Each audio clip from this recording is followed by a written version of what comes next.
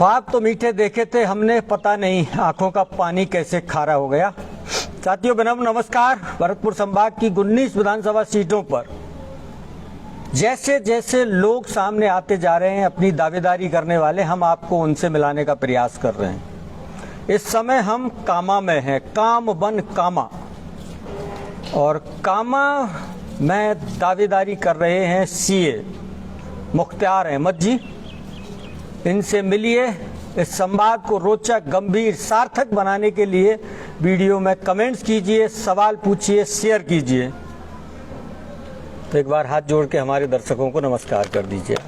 बहुत बहुत स्वागत है आप सबका, बहुत बहुत नमस्कार आप सबको। इस वीडियो के जरिए अगर कोई व्यक्ति मेरी तरह, मैं और आप अभी 1 मिनट पहले मिले हैं, जी, इस वीडियो के जरिए अगर कोई आपका परिचय जानना चाहे जी, तो बहुत संक्षेप में आप अपना परिचय कैसे देंगे? साथियों, मेरा नाम मुख्तार अहमद है और पेशे से, प्रोफेशन से मैं चार्टर्ड अकाउंटेंट हूँ, सीए हूँ और प्रैक्टिस करता हूँ। कामा में भी प्रैक्टिस करता हूँ और फिरोजपुर झिरका और गुड़गांव में भी प्रैक्टिस करता हूँ। और जैसा आप देख रहे हैं, स्कूल का एक नया काम हमने शुरू किया है, शिक्षा का, इस इलाके में। तो इस तरह से एक संक्षिप्त सा मेरा परिचय। गांव टायरा है मेरा, कामा से बिल्कुल लगता हुआ। तो मैं इस इलाके को मैं काम करने की नीयत से पिछले 6-7 साल से लगातार सक्रिय हूं। और एजुकेशन पे, जैसा कि ये इलाका पिछड़ा हुआ है, एजुकेशन पे मैं काम कर रहा हूं। यहाँ आकर शिक्षा के क्षेत्र में आपने काम करना शुरू किया है मेवात के इलाके। जी। राजनीति करने के लिए किस राजनीतिक दल का आपने चयन किया है? मैं कांग्रेस पार्टी से सिंबल मांग रहा हूँ और कांग्रेस पार्टी से चुनाव लड़ूंगा। पहली बार सिंबल मांग रहे हैं या इससे पहले भी कभी? पहली बार मैं सिंबल मांग रहा हूँ और पहली बार मिलेगा और पहली बार चुनाव भी जीत के विधानसभा में पहुंचूंगा। अजीत सिंह आपको नमस्कार कर रहे हैं, उनकी नमस्ते लीजिए पहले। बहुत बहुत नमस्कार अजीत सिंह जी। अच्छा, सिंबल की इस दौड़ में आप कहाँ तक पहुंचे हैं अभी तक? देखो, सिंबल की दौड़ तो बेसिकली अब तो सिर्फ सिंबल मिलना बाकी है, वो दिन आना बाकी है जिस दिन नाम का अनाउंसमेंट होगा कि फला आदमी कांग्रेस पार्टी के सिंबल पर यहाँ से चुनाव लड़ेगा।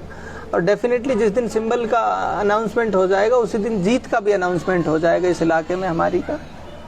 आप इतने आश्वस्त कैसे नजर आ रहे हैं सिंबल को लेकर के? मेहनत की है, काम किया है इलाके में। और इससे पहले जो कांग्रेस पार्टी के उम्मीदवार रहे हैं, आप तो मीडिया के आदमी हैं, आप इलाके में सर्वे करिए। और इस बार कांग्रेस पार्टी क्योंकि बिल्कुल ही डिफरेंट तरीके से चुनाव लड़ रही है, सर्वे के बेस पे टिकट डिसाइड होंगे। और सर्वे के बेस पे अगर टिकट डिसाइड होंगे तो मैं बहुत आश्वस्त हूँ इस बात को लेके कि 100% हमें टिकट भी मिलेगा और कांग्रेस पार्टी के खाते में सीट भी जाएगी। बहुत संक्षेप में विधायक और मंत्री जाहिदा खान के कार्यकाल को आप कैसे देखते हैं?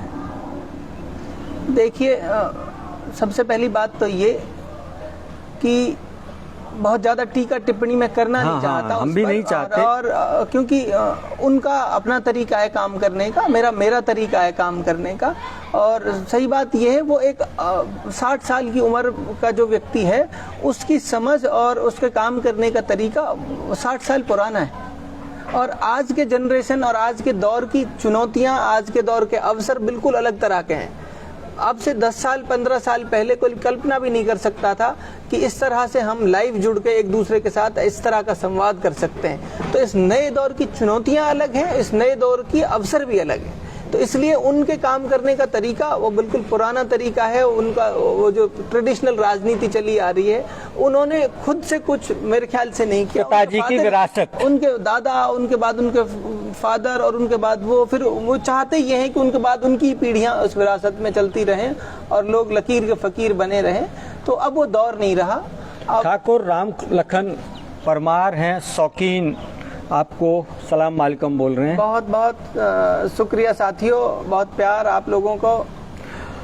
चूंकि शिक्षा राज्य मंत्री हैं जाहिदा खान और लंबा उनका राजनीतिक कैरियर है, और इस बार तो उन्होंने बिसात ऐसी बिछाई है कि 2 प्रधानी की सीट थी, दोनों पर ही बेटा बेटियों को बिठा दिया, पति को पीसीसी मेंबर बना दिया। तो कुल मिलाकर के खाली कुछ नहीं छोड़ा है उन्होंने दूसरों के लिए। जी, लेकिन सरपंची आप एक चीज, सरपंची हार गई है सास उनकी। सरपंची का चुनाव भी वो जीतना चाहते थे, लेकिन सौभाग्य से या दुर्भाग्य से लोगों ने उनको नकार दिया उनके ही गांव में। लेकिन उसका बदला वो इस तरह से ले रहे हैं। जो सरपंच बनी है वो मैडम, उनसे मैं मिलके आया हूं एक बार, उस गांव में 1 रुपये का विकास कार्य उन्होंने नहीं होने दिया है। ये एक अलग बात है। आप मैं एक इंटरप्ट करूंगा बीच में बताएं। वो अकेले सरपंच नहीं है जिनसे बदला ले रहे हैं, वो तो उन्होंने राजनीतिक द्वेष हो सकती है, लेकिन आप किसी भी सरपंच से जो उनके फेवर का भी है, जो उनके आशीर्वाद से या यूं कहो उनके समर्थन से बना है, आप उसकी पंचायत में जाके देख लीजिए कि कितना विकास कार्य हुआ है। तो चीजें बहुत मुश्किल हैं, जबकि कांग्रेस पार्टी ने पूरे प्रदेश में इतनी सारी योजनाएं, इतने सारे विकास के काम कराए। लेकिन बात यह है, जब नीयत और मनसा किसी की ठीक ना हो और जब उनको ये लगता हो कि यार सिर्फ लोग मेरे गुलाम रहेंगे, लोग बोलेंगे नहीं, मेरे नोटों की माला पहना है। हाँ, लोगों से अब आपने बहुत सारी चीजें पूरे इलाके ने देखी। इतना जिम्मेदार व्यक्ति भरे महफिल में मीडिया के सामने, कैमरों के सामने ये कहता है कि फूलों की माला से मेरा काम नहीं चलेगा, मुझे पैसों की माला लाओ, और उसके आधे घंटे के अंदर अंदर पैसों की माला लाई जाती है और वो उसको शान से पहनते हैं। बड़े शर्म की बात है इस दौर में, जो हम ये चाहते हैं कि 21वीं सदी भारत के बेटों के नाम हो और उसमें इस तरह की राजनीति हो, तो ये बहुत दुर्भाग्य है इस इलाके के साथ। अपने स्वभाव को सूर्य के जैसा बनाइए, इसलिए बनाइए कि ना उगने का अभिमान हो, ना छिपने का डर हो। मुख्तार जी, अगर आपको 3 मिनट का समय राहुल गांधी से मिलने के लिए मिल जाए, हाइपोथेटिकल सवाल है मेरा, मिल भी सकते हैं आप, तो कैसे जाहिदा खान के सिंबल को काट करके आप अपने लिए सिंबल मांगेंगे? सबसे पहली बात तो यह है, देखो किसी भी आदमी की बुराई करके मेरी अच्छाई नहीं हो सकती, तो जाहिदा को तो इस परसेप्शन से हटा दीजिए। अच्छा, अगर मुझे राहुल गांधी से मिलने का, मुझे सौभाग्य की बात ये कि भारत जोड़ो के दौरान मैं उनसे आधे घंटे तक मिला। अच्छा, आधे घंटे तक मैंने उनके साथ वॉक की, बहुत हेल्दी एक डिस्कशन उनके साथ हमारा हुआ। और उनमें बहुत महत्वपूर्ण बात ये कि उस डिस्कशन के बाद हमने उनको एक सजेशन दिया कि राजीव गांधी जी के जमाने में नवोदय विद्यालयों का एक प्रोजेक्ट हमारी सेंट्रल गवर्नमेंट लेके आई, और उन नवोदय विद्यालयों का आज रिजल्ट ये है कि लगभग 95% बच्चे उनके आज वेल सेटल्ड हैं। तो हमने पूरा डेटा उनको दिया कि कितने विद्यालय नवोदय हैं हमारे देश में, उनका और आउटकम क्या है उन विद्यालयों का। उसके बाद राहुल जी ने उसी मीटिंग में और उसी कन्वर्सेशन में हमको प्रॉमिस किया कि अगर हमारी सरकार केंद्र में वापस आती है तो हम नवोदयों को डिस्ट्रिक्ट लेवल की बजाय ब्लॉक लेवल पे खोलने का काम करेंगे। तो ये एक बहुत पॉजिटिव चेंज एजुकेशन के फील्ड में हो सकता है। दूसरी बात ये कि राहुल गांधी जी से अगर फिर से, पहले हमारी मुलाकात हुई, पहले भी हमने एजुकेशन पे बात की उनसे, तो बेसिकली क्या है, किसी भी समस्या को समझने के लिए और सबसे महत्वपूर्ण यह है कि उसका रूट कॉज ढूंढें, हम उसका रूट कॉज पता करें, फिर उस रूट कॉज को पता करने के बाद उसके जो पॉसिबल सॉल्यूशंस हैं उन पे बात की जाए। सबसे बड़ी समस्या इस इलाके की, क्योंकि मैं मिलूंगा तो जाहिर सी बात है मैं अपने इलाके की बात करूंगा, इस इलाके की बात करूंगा उनसे, तो मैं उनको ये समझाने और बताने की कोशिश करूंगा कि आजादी के 75 साल बाद और दिल्ली से 60 से 55 किलोमीटर दूर होने के बाद और देश के सबसे बड़े नेशनल हाईवे से 5 किलोमीटर दूर, और पूरा नेशनल हाईवे इस इलाके से होकर गुजरता है, उससे लगे होने के बावजूद जब देश नई ऊंचाइयों को छू रहा है हर क्षेत्र में, उस जमाने और उस दौर में भी मेरे इलाके में गर्ल्स लिटरेसी रेट 27% है। लिटरेसी, जहां बेटियां आज चांद पे पहुंच रही हैं, उस दौर जमाने में मेरे इलाके में लड़कियों के पढ़ने का लिटरेसी, सिर्फ पढ़ना लिखना जिनको आता है, वो 27% है 2021 के सेंसस के अकॉर्डिंग। और मेल में जो लिटरेसी रेस है माइनॉरिटी का, क्योंकि ये माइनॉरिटी डोमिनेटेड इलाका है, यहाँ अप्रोक्स 50% से नीचे मुस्लिम माइनॉरिटी का लिटरेसी, मेल लिटरेसी रेट है। इस दौर जमाने में अगर हम लिटरेसी के मामले में और हायर एजुकेशन की बात अगर आप करोगे तो हायर एजुकेशन में 0.0 कुछ % करके नंबर है। मतलब 100 में से कोई एक लड़का भी, एक बेटी भी हायर एजुकेशन में नहीं है। इतना मुश्किल दौर, इतनी मुश्किल परिस्थितियां इस इलाके में हैं, और उन परिस्थितियों में हमको सौभाग्य से, मैं तो इस इलाके का सौभाग्य कहूंगा, क्योंकि इसको ऊपर वाले ने एमएलए बना इस इलाके से, और उस एमएलए को शिक्षा मंत्री होने का भी गौरव हासिल हुआ। बावजूद इसके स्थितियां बद से बदतर तो हो गई, सुधरी नहीं। तो मैं ये चाहता हूं, पिछले 30 साल से कांग्रेस पार्टी ने किसी और को, नए व्यक्ति को मौका नहीं दिया। इस बार हम ये चाहते हैं कि 35 साल से करीब करीब हम उनको देखते आ रहे हैं, और 35 साल से लोगों ने उनको कई बार जिताया। उनके फादर साहब 2 बार एमएलए रहे यहाँ से, वो खुद 2 बार। 20 साल का पीरियड सर बहुत बड़ा पीरियड होता है, और जब आपको बहुत अच्छी पोजीशंस मिली हों, उस पीरियड में भी अगर स्थितियां जस की तस हैं, तो मुझे लगता है कि राजनीति का बड़ा दखल होता है। तो हमारे जैसे कोई व्यक्ति जो नए दौर जमाने की चुनौतियां और अवसर समझता हो, ऐसे किसी व्यक्ति को अगर मौका मिलेगा तो डेफिनेटली एक बहुत विजिबल चेंज आपको देखने को मिलेगा। जिस तरह की सोच हम लेकर आए हैं, सबसे पहली जो मैंने बताया आपको, सबसे पहली फेज है किसी समस्या के रूट कॉज को ढूंढना। तो हमारे यहाँ सबसे बड़ी समस्या यह है कि हमारे लोग पढ़े लिखे नहीं हैं। अगर पढ़े लिखे नहीं है, तो जैसे अब यहाँ इंडस्ट्रियल डेवलपमेंट आने वाले हैं, तो उन इंडस्ट्रियल डेवलपमेंट में हमारी हिस्सेदारी क्या होगी? नहीं होगी, क्योंकि स्किल्ड लेबर भी आप नहीं है। तो उसके लिए फिर हमें कम से कम लोगों को पढ़ाना होगा, और उसकी दिशा में हमने ये कदम बढ़ा दिया है। रेजिडेंशियल स्कूल बनाया है, इसमें बच्चों को तैयार कर रहे हैं। इसके अलावा भी हम अलवर में एक बड़ा कोचिंग इंस्टीट्यूट चलाते हैं, नीट और आईआईटी के लिए बच्चों को प्रिपेयर कराते हैं। और आपको बहुत खुशी होगी, आपके दर्शकों को, आपको भी ये जानकर कि हम हर साल कम से कम 10-15 बच्चों को नीट और आईआईटी में फ्री पढ़ा के भेजते हैं। फ्री, निःशुल्क 10-15 बच्चे ऐसे हैं जिनको हम निःशुल्क पढ़ा के भेजते हैं। हमारे इलाके के 2 बच्चों का पिछली बार आईआईटी में चयन हुआ है।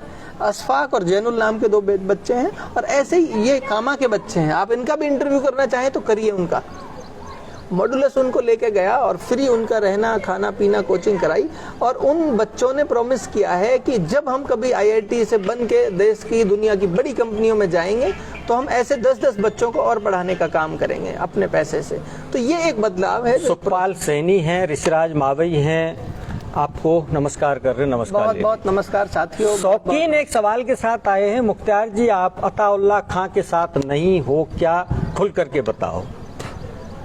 देखो, राजनीति में सबके साथ होते हैं। ये एक ऐसी स्थिति है, जैसे अताउल्लाह जी के एमआईएम से चुनाव लड़ रहे हैं, तो बेसिकली उनकी पार्टी लाइन अलग है। सामाजिक रूप से तो समाज में बैठते उठते हैं, समाज में आना जाना सबके साथ रहता है, सबसे मिलना जुलना रहता है। अब से पहले उन्होंने इलेक्शन डिक्लेयर नहीं किया था कि मैं इलेक्शन लड़ूंगा, अभी वो एमआईएम का सिंबल मांग रहे हैं। तो उनका पार्टी लाइन का अपना तरीका है काम करने का, हमारा काम करने का तरीका अलग है। सामाजिक रूप से हम मिलते हैं, एक दूसरे के साथ बैठते हैं, बातें भी करते हैं। समाज है तो समाज के साथ तो मिलना जुलना सबके साथ रहता है। आखिरी का सवाल है, संवाद को विराम देने से पहले, आपको पार्टी ने सिंबल दे दिया? जी, दे दिया जी, आप यकीन कीजिए, बिल्कुल दे दिया। और चुनाव प्रचार का आखिरी दिन है, 5 बजने वाले हैं, 4:57 हो गए हैं। कामा में एक बड़ी सभा हो रही है, और 4:57 पर माइक आता है मुख्तार अहमद के हाथ में। 50,000 की भीड़ को संबोधित करते हुए कैसे अपील करोगे कि वो आपके पक्ष में ईवीएम का बटन दबाएं? सर, मैं एक ही अपील अपने इलाके के लोगों से करूंगा कि इस बार किसी जाति धर्म के नाम पे वोट नहीं करेंगे। इस बार सिर्फ और सिर्फ जब वोट करने आप जाएंगे, तो आप अपने बच्चों को जरूर देखेंगे कि इनका मुस्तकबिल क्या होगा। का भविष्य, आपके बच्चों की तरफ देखकर आप वोट करने जाएं कि मेरे बच्चों का मुस्तकबिल क्या होगा, मेरे बच्चों का आने वाला कल कैसा होगा। इस इलाके की स्थिति को देखकर जिस तरह का नैरेटिव बिल्ड हो रहा है, वो बहुत भयानक स्थितियां हैं। तो मैं साथियों से हाथ जोड़कर अपील ये करूंगा कि इस बार उस कैंडिडेट को वोट करें, उसमें मुख्तार भी हो सकता है, कोई और भी हो सकता है। बेहतर से बेहतर जो विकल्प हो, जो आपकी आवाज विधानसभा में जाकर आपके अधिकारों के लिए गूंजे, जिसकी आवाज, जो रात को 12 बजे आपकी पीड़ा, आपकी परेशानी को लेकर रात को 12 बजे खड़ा होकर आपके साथ चल दे, उस ऐसे व्यक्ति को जिताने का काम करिए। मैं इलेक्शन कैंपेन में भी ये अपने लोगों से कह रहा हूँ, जरूरी नहीं है कि मुख्तार ही सिर्फ एक अकेला विकल्प हो। ऐसा होता भी नहीं है। हाँ हाँ, चुनाव है तो उसमें मैं अपने लोगों को ये कह रहा हूँ कि इस तरह का विमर्श पैदा करिए, इस तरह की सोच, इस तरह का नजरिया पैदा करिए कि जितने लोग हैं उन सब में से ढूंढ के बेहतर से बेहतर को, और बच्चों के भविष्य की एक बहुत अच्छी बात कही पार्टी से भी मैं जब भी पार्टी के किसी प्रोग्राम में, जब भी किसी डिस्कशन में रहता हूं, तो उनसे भी मेरा यही सवाल है कि बेहतर मुल्क बनाना है, बेहतर देश बनाना है, दुनिया के साथ कदम से कदम मिलाकर चलना है और हिंदुस्तान को वैसा बनना है जैसा हिंदुस्तान कभी हुआ करता था। पूरी दुनिया के लिए हिंदुस्तान मिसाल था, पूरी दुनिया में संदेश हिंदुस्तान से जाते थे। अगर ऐसा हिंदुस्तान बनाना है तो उसके लिए बेहतर लोगों को, बेहतर से बेहतर लोगों को राजनीति में लाना होगा और उन लोगों को तराश कर और उनको लीडरशिप की जिम्मेदारी देनी होगी, तब एक बेहतर मुल्क बनने की तरफ चलेंगे। साथियों, बहुत दिनों बाद एक ऐसे इंसान से मिलने का मौका मिला है जो ये कहता है वोटर से कि अपने बच्चों के भविष्य को ध्यान में रख कर के मतदान कीजिए। अब तक आपने बहुत अपने लिए मतदान कर लिया। दुष्यंत की उन पंक्तियों से मैं संवाद को विराम देता हूं। हो गई है पीर पर्वत सी पिघलनी चाहिए, इस हिमालय से कोई गंगा निकलनी चाहिए। आज ये दीवार पर्दों की तरह हिलने लगी, शर्त ये थी कि बुनियाद हिलनी चाहिए। बुनियाद को हिलाइए, झकझोरिए। क्यों? क्योंकि सिर्फ हंगामा खड़ा करना मेरा मकसद नहीं, मेरी कोशिश है ये सूरत बदलनी चाहिए। तेरे सीने में ना सही, मेरे सीने में सही हो कहीं भी आग, लेकिन आग जलती रहनी चाहिए। चलते चलते और कोई संदेश आप लोगों को देना चाहें?